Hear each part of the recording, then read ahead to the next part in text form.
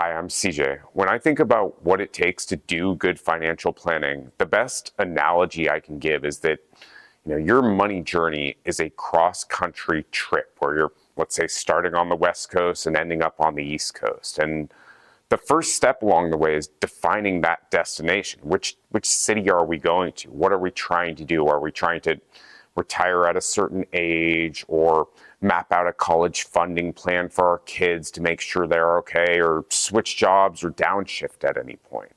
And that's kind of the first step, is where are we going?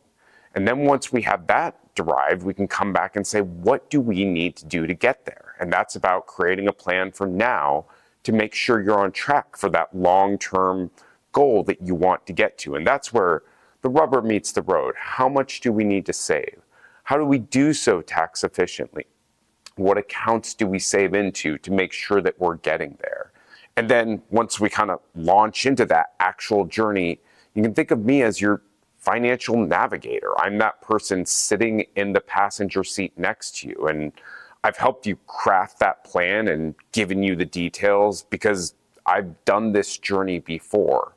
But I'm also going to be there to provide that just-in-time advice. So, as we take this journey, if there's a storm that comes up, or you get a flat tire, or there's a road closure, we want to be able to make smart decisions then too. And that's the role of a financial planner there. And again, I've done this before, and I'm going to be in the passenger seat along with the people I work with so that they can continually make smart decisions. The end result of all this is that you are able to have calm and peace of mind with your money. And I guess one of the most important things is that you can start enjoying life today and not have it be some sort of distant, far out goal that you're trying to achieve, but you have now relieved the financial stress and anxiety and the day-to-day thought about your finances. And that's what I want you doing.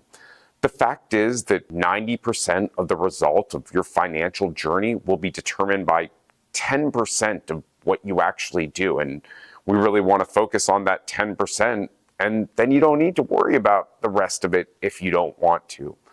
Of course, I'm always happy to go to that other level of detail if you want to talk about which accounts are best to hold stocks or bonds, or how much real estate or small cap value should you hold in your fund.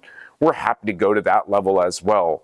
That's about meeting people where they're at. If somebody just wants the basics and wants to know they're okay, I'm happy to go to that level. And if you want to go to a whole nother level, I'm happy to get there as well. But the ultimate goal is to just give yourself that money confidence and calm and peace of mind.